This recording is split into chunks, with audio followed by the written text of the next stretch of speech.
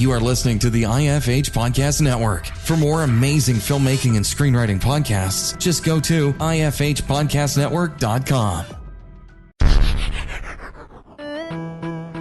You're listening to the Dave Willis Podcast.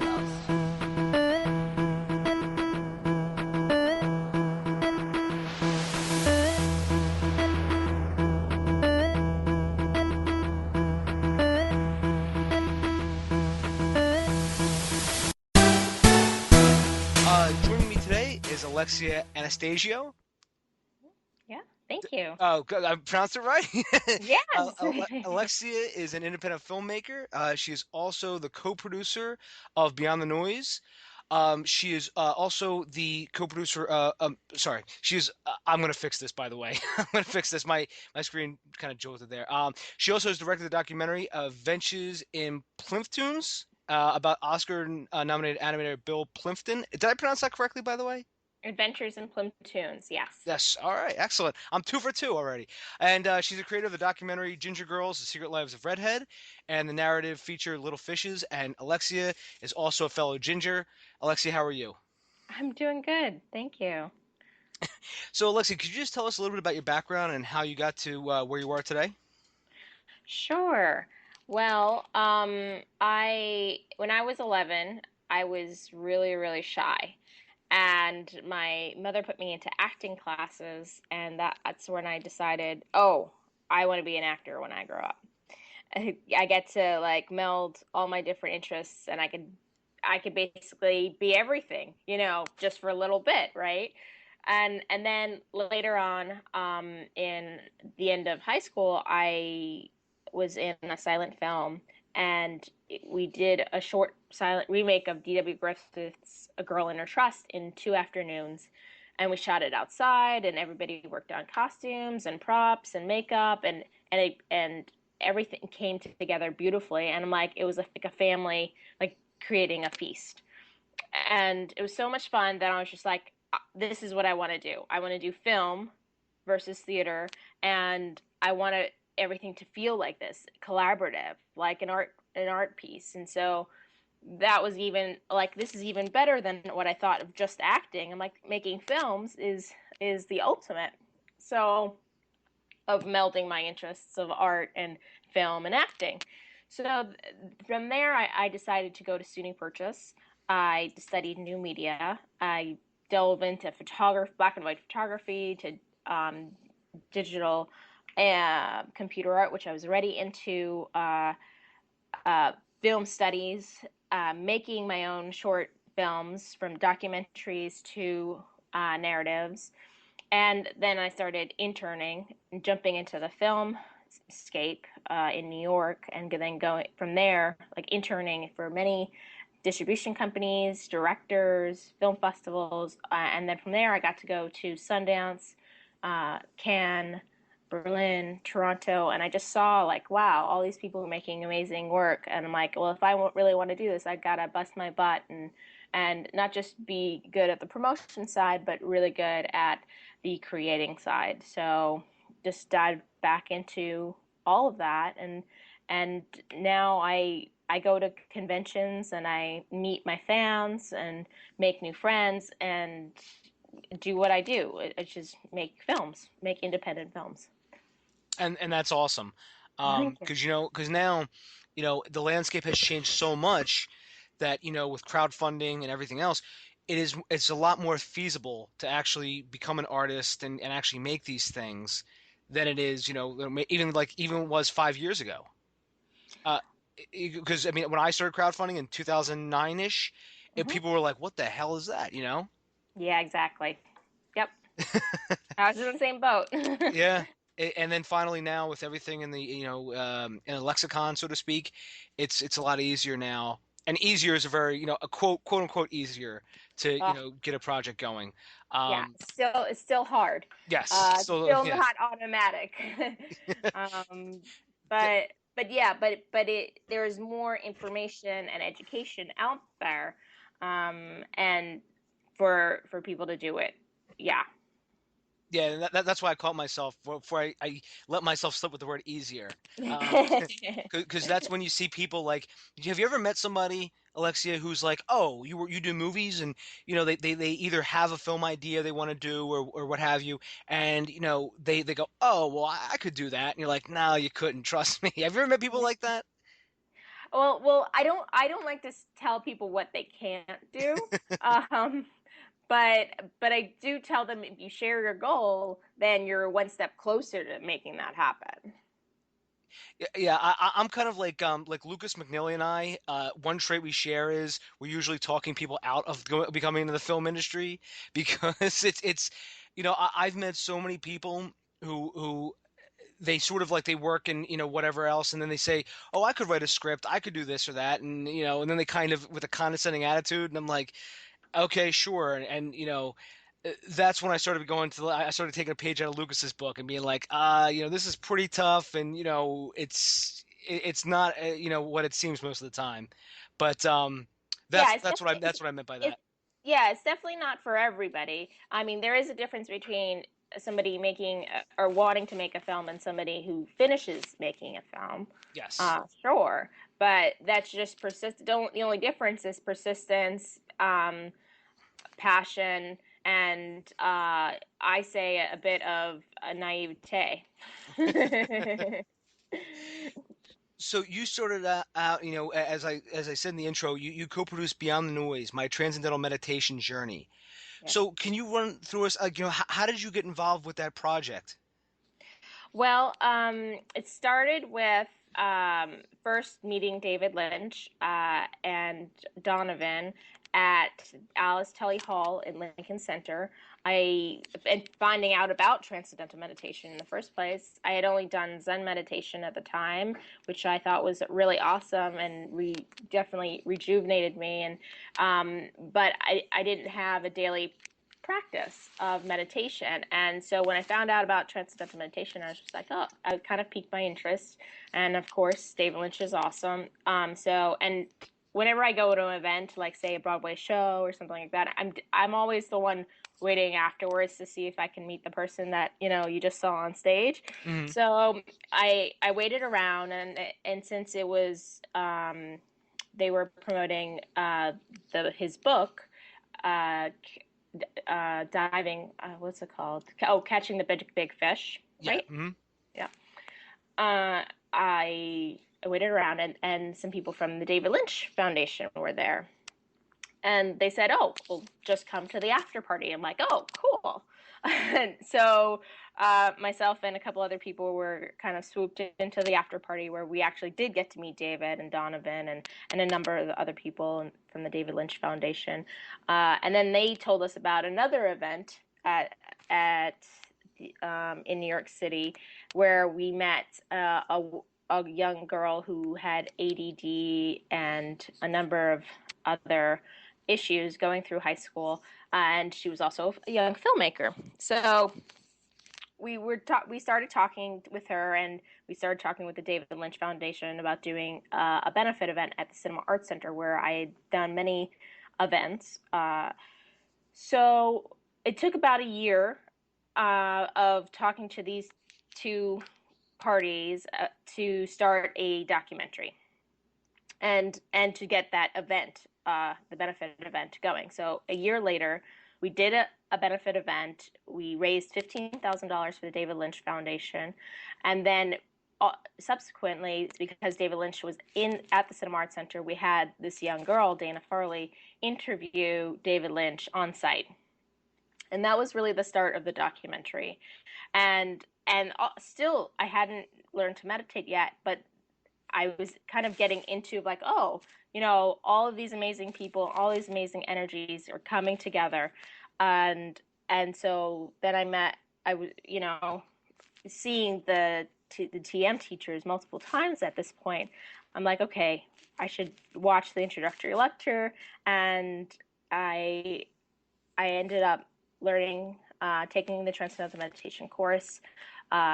Leslie Goldman was my teacher, and oh my goodness, it was like the best thing I ever did, because I was still also working on Adventures in Plymptoons, and I really attribute my new practice to finishing my film, because I had that practice twice a day. It basically, got me back focused on my film and got me grounded and got all that, exported all that junk that was like, kind of like how they say get, a lot of times they talk about getting yourself out of the way, Hmm. Well, I was definitely in the way. I always had a lot of anxiety and also overthinking things all the time, over imagination and things like that. So doing having this new practice twice a day, every day, was huge. Like a huge, and now I've been meditating for the past 5 years, and I don't think it's a surprise that have 8 feature films that I've produced, in the past basically 5 years. So, uh, you know, so Yeah, that was how that started. yeah. I actually started TM. I graduated in July, and I actually went to the place in Jenkintown, PA. That's where I learned TM, and now I do social media for that specific center. And my TM journey has been a lot of anxiety issues, Mm-hmm. and that has really helped, And for those who don't know what TM is, it's basically it's the TM, excuse me, it's the meditation that was attributed to Maharishi. He was a guru who came over here from India. He's worked with the Beach Boys. He's worked with the Beatles. He's worked with a number of people, and he's basically had TM centers all over the world. Sadly, he passed away in 2008, I believe, is when he passed away. And now, like David Lynch is sort of not the head of TM, but he's sort of like, he's everyone, relates him to TM because he goes around and he mentions TM in all of his speeches. I just saw him about 3 months ago. He came here to Philadelphia, and that's where he actually started at. He went to the University of Arts, and he saw how desolate the city is, and then he started creating some certain things. But anyways, back to TM. It's mantra meditation. If anyone's interested, it's tm.org, and it's a fascinating path to go on to. But yeah, to go with what you said, Alexi, that's so true. Is that we get so sort of lost sometimes in overthinking, Yeah. and with TM, it, it's certain, without going too much into instructions, because you have to give them a certified instructor, but there's certain things they encourage, and there's certain things that it's sort of the flow of things, if you know what I mean. Mm-hmm. Exactly. And I'm telling you, if anyone's listening, it really is a wonderful, wonderful technique to know. And so as when you had this film, and now it's up, by the way, at DFL.TV, what was the reception of the film when it was released? Well, the full film is not released. Only a section of it is. Okay. That's only a shortened version. Um, but yeah, everybody loves that clip of it, and we showed it at the full film in a festival in Spain, and yeah, only great reactions. Oh, excellent. Because I actually see, that was my mistake. I thought that was the full film, because I saw that on DFL.TV, and Yeah, I actually liked it, good. because I liked, so I will look out for the full version then. I didn't see. I'm learning something too. So go on to the next project, which was, as you said, you were working on the same time, which was Adventures in Plymptoons, Plymptoons. I'm Plymptoon. sorry. And so can you tell us, how did you get involved into that project? Okay, so that one I started before, and I had bumped into Bill Plympton a gazillion places, a gazillion different festivals, and every single New York City film party with an open bar, Bill was there. And when I was looking for my first feature to direct, I had edited Vampire the movie. I had associate produced the Wild World of Ted B. Michaels, and I was just like, all right, it's time for me to direct my own feature now. And I had done a short on a Parisian artist, Beatrice Valentine Amerheim, and Bill came into the Cinema Arts Center and did his master class, and I was just like, wow. I'm like, he's a full-time artist, and he's a perfect example for other artists to say, like, hey, if this guy can do it, so can I. And because he does weird, wacky, surreal type stuff, and people love it. They eat it up. And I really watched, especially at that screening. I watched and I helped out Bill. I jumped in because from convention circuit, know how to run a table. So people were selling drawings, he was selling DVDs, I was opening up the cases, and I asked him, he's like, oh, he wanted to give me a DVD for helping out. And I'm like, actually, I kind of want a drawing. Kind of bold about it. And I'm like, could you draw me as a fairy? And because I'm working on this fairy script. And so since he was on an angel kick, he drew me as an angel. And I went next week into this New York City to pick it up. We went out to dinner, and that's where basically I proposed, hey, I want to do this documentary on you. It's like, okay, well, put together a proposal, and then I'll look at it, and then we'll talk from there. And so he liked my proposal. We put together a contract, and then I was making a film on Bill Plympton. Oh, excellent. Mm-hmm. See, it's all about, those random connections, and you never know when when you're sort of going to work with that person, or you know what I mean? It's just sometimes it's a chance encounter, and it's amazing what you were able to develop, though, even though you're bumping into him a couple times, like you said. But it's amazing. It was at least a dozen times. I mean, really, I attribute the universe for like making me do this documentary. And I thought it was my idea. I really think it was the universe's idea. But because I did it, I gained so much more confidence in my own work because I played over 40 festivals. I got to travel, and I even got distribution for the film. It's been on Netflix, it's on Hulu, it's on Amazon, Vimeo, you name it, and it's gotten tons of views and people buying it. So now I can say, hey, I'm an award-winning filmmaker. And did you crowdfund the movie, or did you raise funds privately? Both. Both. Okay, excellent. Now, that's a very good point. Because sometimes as we go into crowdfunding, and in a few minutes, I've always seen that too, Alexia, and I know you've probably seen this too, is where somebody tries to get their entire budget with crowdfunding, so they'll shoot for like $100,000 on like their first attempt, Mm-hmm. and that's what and even people like Trigonis will tell you, you need to, if you're going to shoot something with a huge budget or what have you, it's always don't do this all in one foul swoop, because I mean if this is the first time out of the gate, you don't want to try to raise $100,000.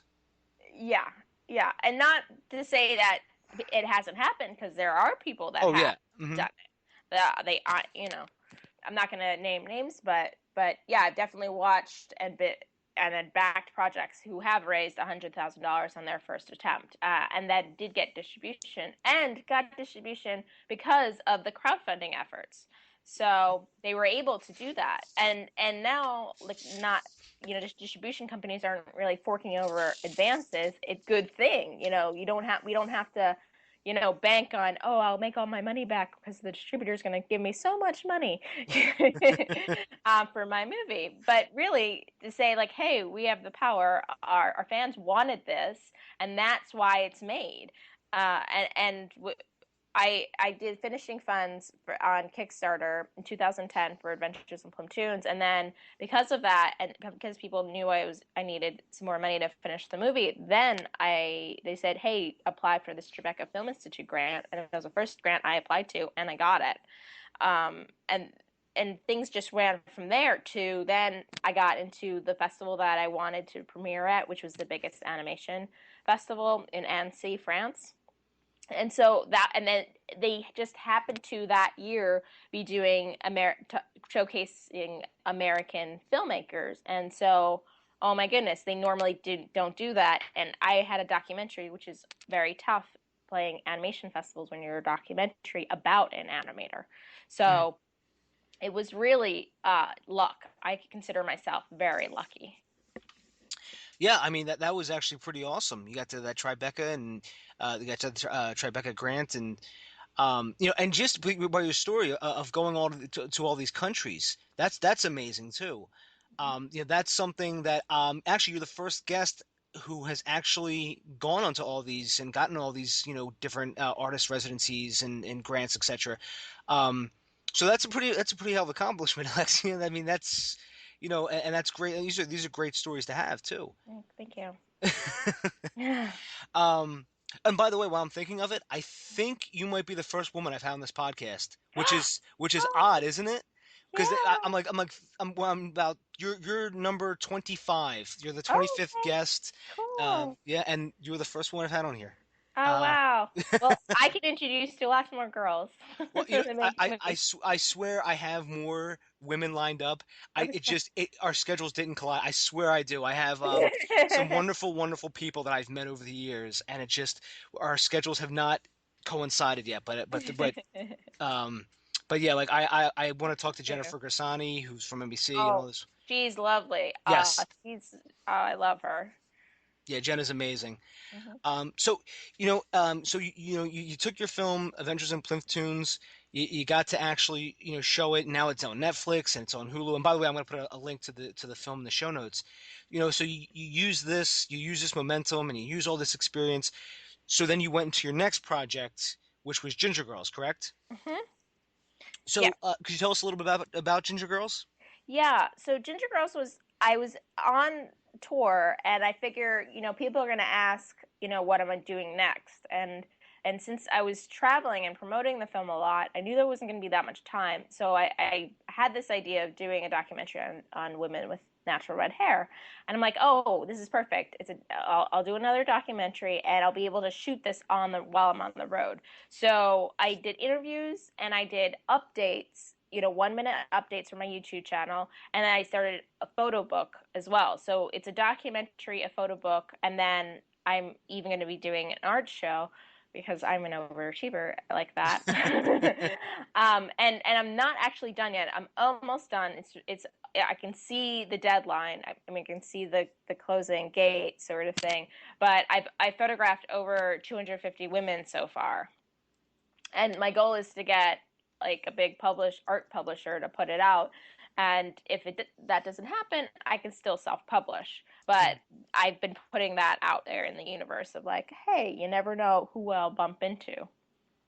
Oh yeah, absolutely. Especially with your luck, you never know who you're going to bump into. Yeah, thank you. You know, I actually donated to Ginger Girls when it was on Kickstarter, I believe. Yes, you did. And well, first off, the title caught my eye Mm, because it did seem like a different project, yeah. and obviously you are a ginger like me, so it did obviously so you know about the subject, Yeah. and you also for your crowdfunding campaign you broke it into two separate parts. Mm, Now, did you initially plan to do that, or is no. that okay? So could you take us through the process? Sure. Well, it was actually I failed my first attempt on my Ginger Girls campaign. I got a little too cocky, and I thank goodness I did because I learned you know how that saying is like you learn way more from failure than you do from success. Mhm. Well, I definitely learned a buttload off of that failure, and then so when I relaunched my campaign, I did a launch party. I did a Ginger Girls fashion show at Dylan's Candy Bar, and I put it on my birthday. I did a whole vision board about it, and I had it at this place on that day, and everything lined up. And we had 100 people there, and it was a really big launch. And but as documentaries go, it takes longer than you think. It takes a lot more money than you think. You don't you don't have exactly the script of like how things are going to go.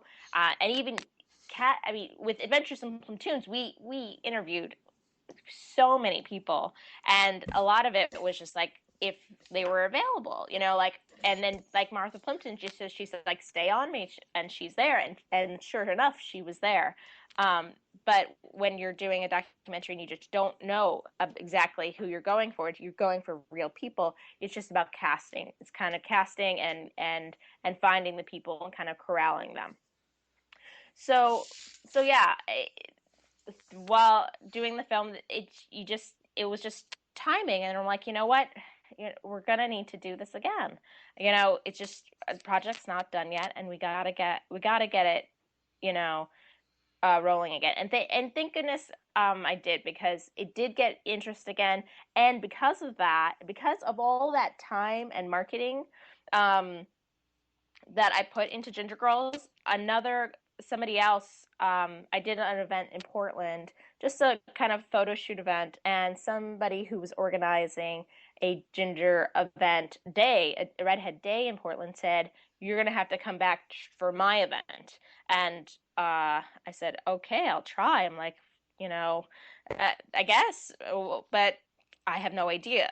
And then he recommended me to be on CBS Sunday Morning, and then the producer's calling me up. He's like, "Oh, you're going to be there, right?" I'm like, "Yes, I'm going to be there." and by hook or by crook, you make things happen. So made it happen. I made it happen. I flew up to Portland, stayed at friends, and luckily I made the cut and was on. Now I got national press. And I attribute that to doing the campaigns and all that effort doing the campaigns to be getting national press. And I tell other people that, Kickstarter and Indiegogo and crowdfunding, it's not just about the money. Mm-hmm. It sure isn't. It's about the long haul. It's about finding your lifelong fans. It's about collaborating. It's about finding friends. It's about so much more. Yeah, that is so true. It especially is about finding fans and finding supporters. There's a site that I'm going to put on the show notes that I can't remember the name off the top of my head, but it's actually allows fans to donate to independent artists. Hmm. And even people like Red Letter Media, who do like a lot of film reviews online, Mm-hmm. they can fans donate literally every month, or however much they want, or if they want it to be like a one-time donation. Mm-hmm. And basically, this goes towards like projects, and artists can break down how they're going to spend their money. Mm. Which is awesome because it allows artists then to focus full time on what they're doing, and and it's supported by their fans, Yeah, and so it's great. it's so important. So, when you were crowdfunding for Ginger Girls, what was some of the, what did you learn a lot about perk structure? Because I talked to a lot of guests about this, about, some guests, their top, perk was like, $50. They got like, 50 donations for that level. And as you did the two different campaigns for Ginger Girls, what did you learn a lot about, perk structure? Oh, well, people mostly want your film. Hmm. So at the $25 level, if you can give them a streaming link, I mean, sometimes people don't even want the DVD. Like sometimes they do, but when I look at something, I'm like, I don't really need something else in my house, or apartment. So I kind of go for the streaming link. So and $25 is the most popular most popular reward level. So you want to make sure that level has what people want. Hmm. And that's a very good point. And I sometimes think that some filmmakers maybe overthink this and they start, making all these perk structures and they sort of forget about that. And I'm sure if you've seen it too, where it's like, and some of them are a little outlandish, like, they have like, $100 perk structure and, $100 perk level, and you get like, a thank you online. You're like, wait, what? You're like, how was that $100? But, it's very interesting a lot of times too when you're researching different crowdfunding campaigns, what you see works and what you see doesn't work, because I found that it's very indicative of their audience. Because some people have run, I mean, I'm sure you've seen it too, have run bad, quote unquote, bad crowdfunding campaigns, and they've broken all the rules, but they've also succeeded though. Oh yeah, exactly. And that goes back to what we were talking to. Some people right out of the gate can maybe raise $100,000 because maybe they have a big email list, or they have a big YouTube audience or something like that. And Or they have a big team yes, exactly, yeah, and an all amazing pitch video. Yeah. And, I actually know one person, and I won't name names, but they actually had some rich family members who went Mm-hmm. on to Kickstarter, and they each donated $10,000 apiece. And suddenly, before their first day was up, they had 70 grand. Yep. Yeah. Yeah, um, if we can only all have rich relatives, but yeah, it's and something I've noticed too with doing these interviews is that there's so many different ways to do this. There's so many different ways people have crowdfunded it with the ways we're just talking about. Hmm. So you now you've crowdfunded twice for Ginger Girls. Hmm. You're going on to your next project, which was Little Fishes, which was a poem based by D.H. Lawrence. So could you tell us a little bit about this project? Yeah. Basically, I did a festival called the Mumblecore Film Festival up in Portland, and it was so great. I showed 6 films. I had four Q&As with the filmmakers or the actors, and I got some really amazing guests like Joe Swanberg and Rai Rosenyan and Alex Karpovsky. And then I started to think about what would my Mumblecore film be like, and I started brainstorming, and it just kind of came. And so D.H. Lawrence came up, and then I was looking at all of his poems, and this little fish came out. I'm like, oh, perfect. I'm like little fish with a theme of it of being fun and floating through life and friendship. Like then I was thinking about friendship and relationship drama, and then all of the water. It just like it kind of like wrote itself really from my life, from looking at other people's lives, from inspiration, being really inspired by not just John Cassavetes but all of the other um, of my contemporaries. And I was just like, you know what? And I did a short film called Relationship Drama in college, and that was a documentary, but it really stemmed from that of being the voyeur, and then jumping into my own life and then going through it. So that's really like where you get Little Fishes, which is a bisexual existential drama. And do you know that it was your highest crowdfunded project by $2? I That's don't know if you funny. knew that, but yeah, I actually saw that one, and I was like, it isn't she's always improving. I was like, Alexia's always improving. Yeah. So, but that was just so odd that you almost raised the exact same amount of money. I was, I was like, Well, wow, that was like, I was like, what are the chances? well, I actually raised more because that doesn't show that I've also raised money on Fractured Atlas for that project. Oh yeah, absolutely. I was just yeah, I should have But clarified that was for Kickstarter. that is funny. Yeah, yeah. No, because I raised on Kickstarter, Indiegogo, and Fractured Atlas, and even another website which is no longer even around. so, so that was a long haul, definitely in phases, and because because I was talking about it so much and putting so much of my time and attention to it every day, it took me 10 months from the idea of that film to showing it at Cannes. Oh, that's amazing. Yeah. And that you have to show it at con. I mean, that's great. I mean, Yeah. that's something. How many filmmakers can actually say that? Well, yeah, it's just about doing it. I mean, I showed it in the Marché and Du Film, and it's just, and I showed my short in the short film corner about 10 years earlier. Mhm. So I don't think it's a coincidence. And Alexa, you also starred in the movie. So how hard was it to actually to direct and to star in the movie? I actually think it's easier because at least that part you can control.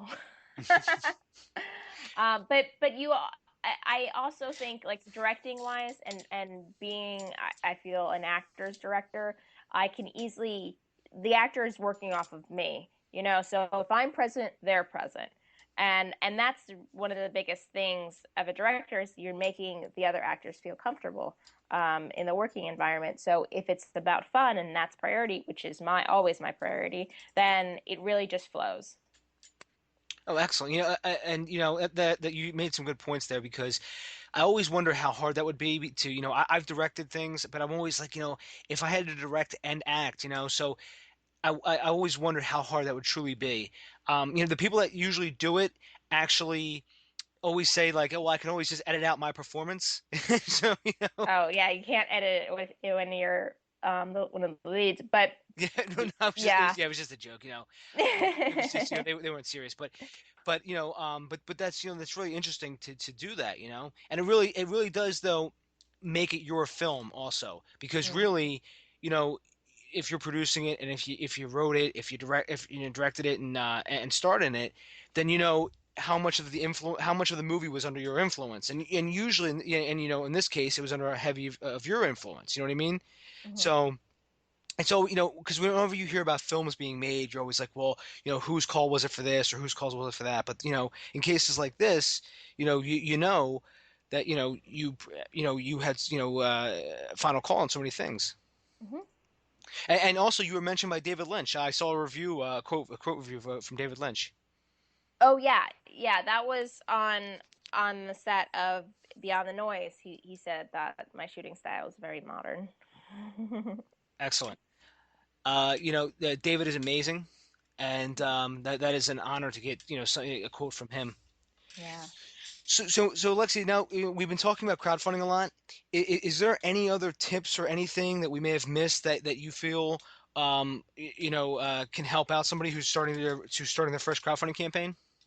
Well, yeah. I mean, the main thing is it's kind of like you're making friends. So, but you don't want to forget the friends you already have. So, relationship building of the the circles you're already in, instead of maybe just sending out a big email or posting things on Facebook or on Twitter, think about how personally you can touch these people, like having a launch event, like sending an email with a touching note, like a phone call. Uh, basically a touch where it's a little bit more about your friendship. Cool. And you know, that's so true too. Is, you know, I've done launch events as well. Hmm. And you know, I was able to tie in and call different favors. Like one we did at a restaurant bar, and he got for free. He got the some like alcohol sponsors to give us some free Yeah. things, and I Hmm. gave those away as raffle prizes. And you know, now all of a sudden I had tons of extra things. You know, and you know, just little ideas like that. And we did another one where Jaeger actually wanted to sponsor it. And they were actually like, but Jaeger bombs have to be like the featured shot or whatever. And I said, of course, you know, of course I'm going to say yeah, you know. And so that's what we went with that. And we had like, you know, test tube shots of different Jaeger bombs and stuff because Hmm. Jaeger wanted to sponsor it, and Jaeger gave a whole bunch of stuff to give away. Not just I'm not just talking about like Jaeger, you know, shirts or anything. I mean, they gave me like Phillies tickets. They gave me a whole bunch of other things. So you know, stuff Awesome. like that really does help you. You know, that physical, you know, presence.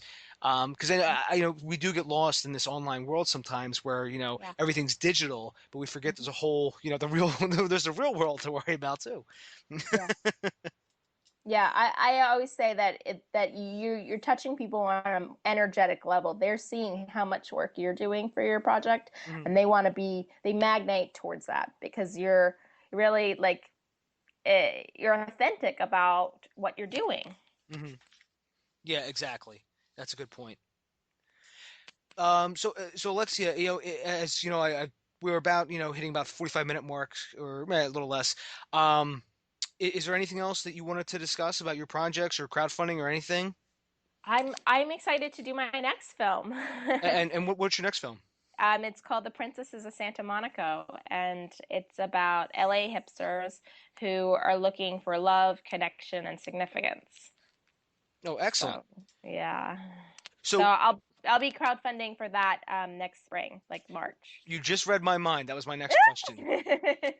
Yeah, I'm really excited about it.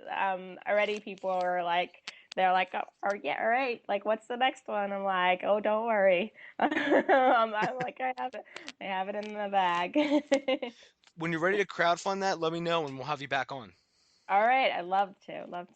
Excellent. So, in closing, Alexa, where can people find you at? They can find me on my website, alexianastasio.com. I'm on Twitter, Instagram, Facebook. Usually, if you just put Alexia Anastasio, that's my username.